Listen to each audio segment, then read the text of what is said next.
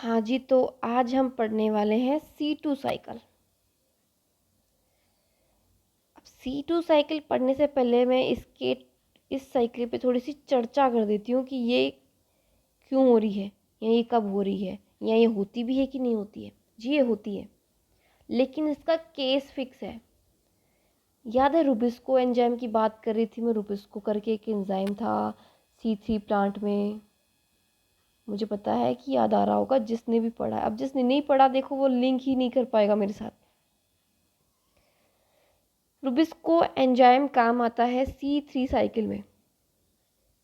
तो मैंने खास बताई थी कि जो रुबिस्को एंजाइम है वो CO2 लेता है, एफिनिटी शो करता है, एज वेल एज ऑक्सीजन से भी बाइंड करता है। ये लो, मैं इसी डर से तो C4 प्लांट्स बनाए थे। C4 प्लांट्स की C4 साइकिल बनवाई थी। प्लांट्स को बोला था कि भाई थोड़ा सा अपनी लीफ की एनाटॉमी चेंज वेंज करो, रुबिस्को काम का नहीं है। ये तो CO2 को CO2 लाता है, लेकिन जिस दिन CO2 नहीं मिलेगा ऑक्सीजन उठा के ले आएगा। तो अपन उस वक्त बोल रहे थे कि ऑक्सीजन नहीं चाहिए, नहीं चाहिए, नहीं चाहिए, मना कर रहे थे कि भाई नहीं चाहिए, दिन के टाइम में ऑक्सीजन नहीं चाहिए, CO2 ही लेके आ। लेकिन रुबिस को क्या है, मतलब जो मिलेगा वही लाऊंगा। अगर CO2 होगा तो CO2 लूँगा, और ऑक्सीजन होगा तो ऑक्सीजन लेके आऊँगा। बोला यार ये क्या बात हुई, बोला ये बात हुई।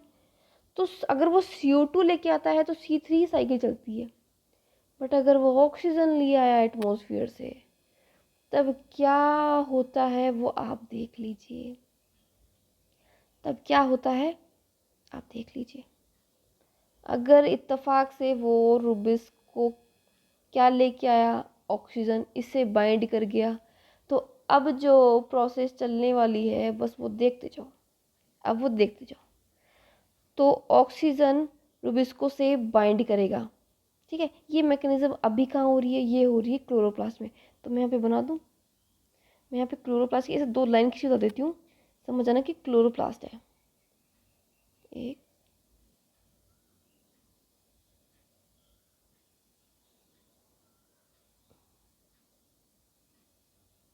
ये देखो क्लोरोप्लास्ट। तो यहाँ पे क्या प्रोसेस होगी, अब यहाँ पे क्या हुई, Rubisco enzyme bind with oxygen, इसने क्या बना लिया। अब नाम क्या है साइकिल का, C2 साइकिल। अब क्या होगा, इसने बना लिया फॉस्फो ग्लाइकोलेट। ये लो साहब, 2 कार्बन का कंपाउंड बना के बैठ गया। तभी तो इसका नाम C2 साइकिल पड़ा। तभी तो इसका नाम C2 साइकिल पड़ा। ये लो, ये घटा तो हो गया। अब ये जो फॉस्फो ग्लाइकोलेट है, ये किस में चेंज होगा, क्या लगता है ये किस में चेंज होगा। ये चेंज हो जाएगा आपके सिर्फ और सिर्फ ग्लाइकोलेट में। ये सिर्फ और सिर्फ चेंज हो जाएगा आपके ग्लाइकोलेट में। ये भी 2 कार्बन का ही है।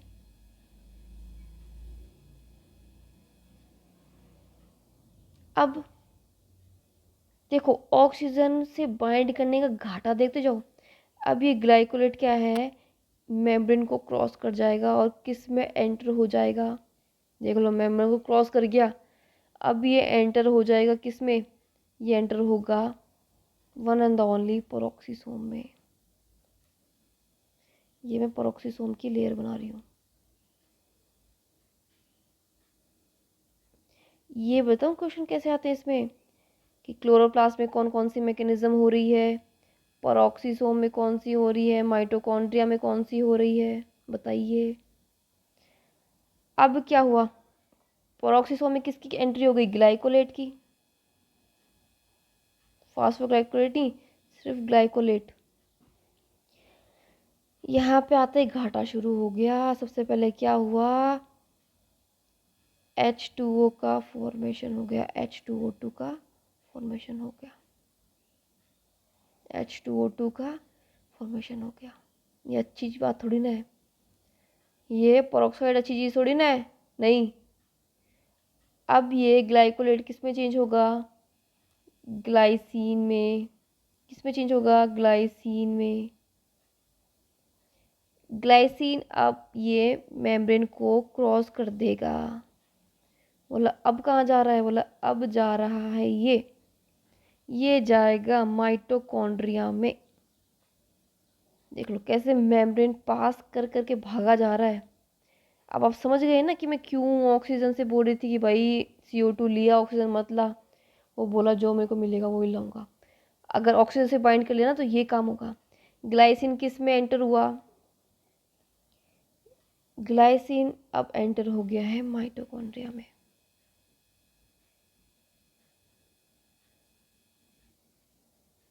अब इसने क्या हरकत की, इसने ग्लाइसिन से सेरिन बना दिया। मतलब CO2 ला तो रहा नहीं है, बट CO2 का नुकसान करवा रहा है जो बच्ची कुची हमारे पास थी। अमोनिया निकाल रहा है, ठीक है। और एनर्जी और अभी भी माना नहीं है, और एनर्जी ले रहा है अभी तो। बट यहाँ पे इसने क्या किया, एनर्जी दे दी। यहाँ पे चलो घाटा करवा के बैठा है, बट यहाँ पे एनर्जी बना के दे दी। मतलब कि एनर्जी तो दे रहा है, इसलिए बेवकूफ़ नहीं है प्लांट जो C2 साइकिल भी अभी तक हटाया ही नहीं अपने अंदर से। मतलब एनर्जी तो मिल रही है इससे भी, थोड़ी बहुत तो मिल रही है, 100% नहीं 1% तो मिल ही रही है। इसलिए थ्रू आउट इवोल्यूशन अभी तक हटाया नहीं है इसको। सेरिन क्या मेम्ब्रेन को क्रॉस कर जाएगा, किस में एंटर हो जाएगा, सेरिन एंटर हो जाएगा पेरोक्सिसोम में। यहाँ जाके इस किस में चेंज हो जाएगा, ये हो जाएगा हाइड्रोक्सी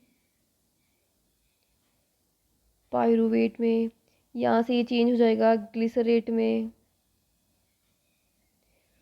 ग्लिसरेट में क्या होगा, एक एनर्जी का घाटा होगा। मतलब ये जो एनर्जी बनाई ना इसने, ये घाटा भी करवा दे रहा है। NAD+ में चेंज हो गया क्या, एनर्जी अपनी। अब ये किस में एंटर हो जाएगा, ग्लिसरेट, ये एंटर हो जाएगा क्लोरोप्लास्ट में। ग्लिसरेट एंटर हो गया, वो वहाँ पे ग्लाइकोलेट था, यहाँ पे ग्लिसरेट है। अब ये चेंज होगा PGA में। अच्छा PGA मिल गया तो मतलब ये केल्विन साइकिल, ठीक है समझ गए, अब समझ गए हम, केल्विन साइकिल इसमें भी चल रही है। खाना ये भी बना के देगा विथ घाटा, ADP ATP से ADP का एक घाटा। तो ये 3 3 2 साइकिल, जब एनवायरनमेंट में ऑक्सीजन ज़्यादा होगी और CO2 कम होगी तब ये वाला हो जाएगा पाथवे। तो यहाँ पे कंप्लीट होता है अपना C2 साइकिल। चलिए अब लगे हाथ कैम पाथवे भी पढ़ लेते हैं। कैम पाथवे कहाँ होता है, मैं पहले बता दूँ, थोड़ा इंट्रोडक्शन दे दूँ कि कैम पाथवे होता है ज़ीरो फाइटिक प्लांट्स में। अब ये ज़ीरो फाइटिक प्लांट्स कहाँ होते हैं बेटा, ये अपने डेजर्ट में होते हैं। यहाँ का थोड़ा मेटाबॉलिज्म रेट अलग चलता है। एग्जांपल दे देती हूँ आपको, तो डेजर्ट के कुछ प्लांटों का, ब्रायोफिलम। देखो याद करना ये इंपॉर्टेंट है, जो C2 साइकिल की है ना, एक ही स्टेप इंपॉर्टेंट है कि कौन सा कहाँ कहाँ बन रहा है। भाई पायरुवेट कहाँ बन रहा है, या फिर ग्लाइसिन कहाँ बन रहा है, सेरिन कहाँ बन रहा है, ऑक्सीजन CO2 का लॉस कहाँ हो रहा है, ये सब इम्पॉर्टेंट है, यही स्टेप पे आएंगे। ये देखो मैंने कुछ एग्जांपल्स लिख दिए हैं, कैक्टस, ऑर्किड, ये मैंने कुछ एग्जांपल लिख दिए हैं जो डेजर्ट वाले प्लांट हैं।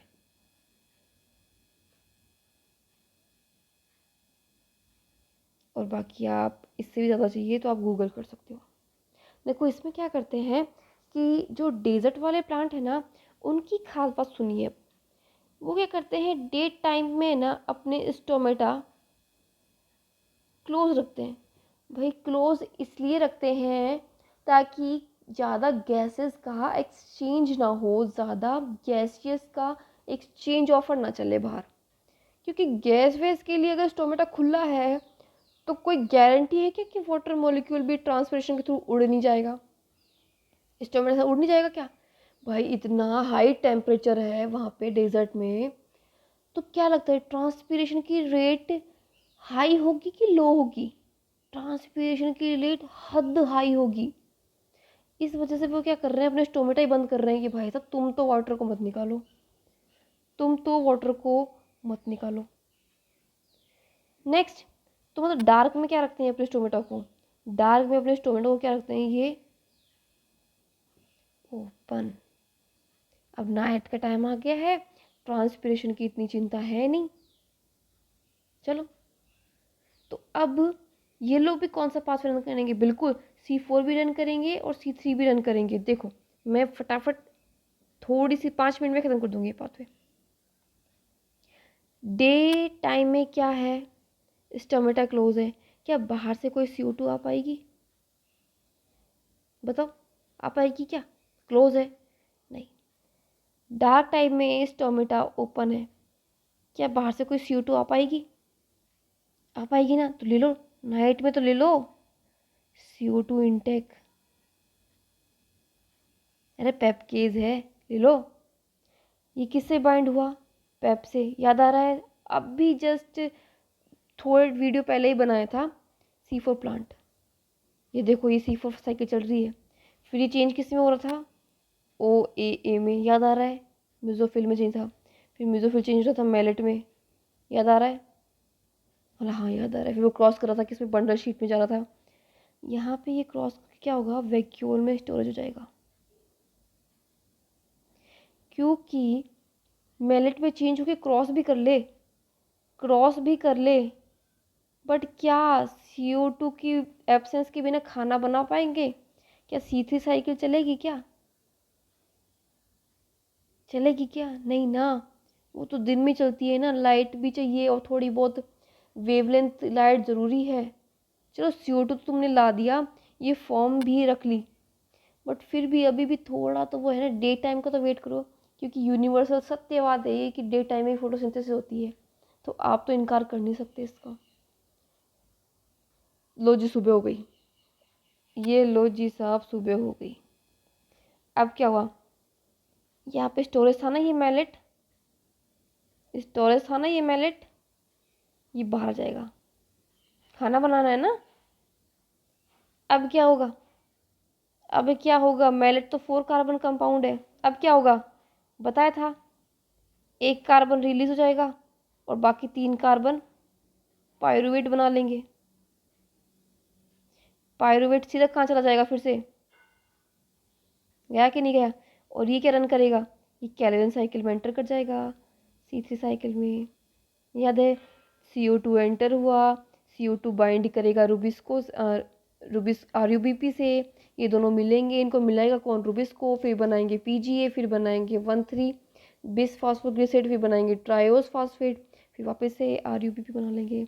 एक यहाँ पे स्टेप होगी कार्बोक्सिलेशन, दूसरी रिडक्शन और तीसरी रीजनरेशन, और वापस आ जाएगा। अब समझ में आ गया कि ये कैम पाथवे कैसे रेगुलेट हो रहा है।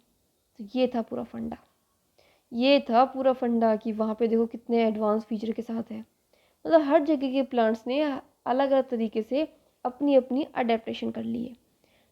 तो आज हमने C2 पाथवे पढ़ लिया और हमने कैम पाथवे भी पढ़ लिया। क्लियर गाइस, ये C2 साइकिल थी और ये कैम पाथवे था। ये डेजर्ट वाले प्लांट्स में होता था और ये तब होता है जब ऑक्सीजन इनटेक हो जाए CO2 की जगह। तो आज का लेक्चर हम यहीं ख़त्म करते हैं। आज के लिए थैंक यू, मिलते हैं नेक्स्ट वीडियो में।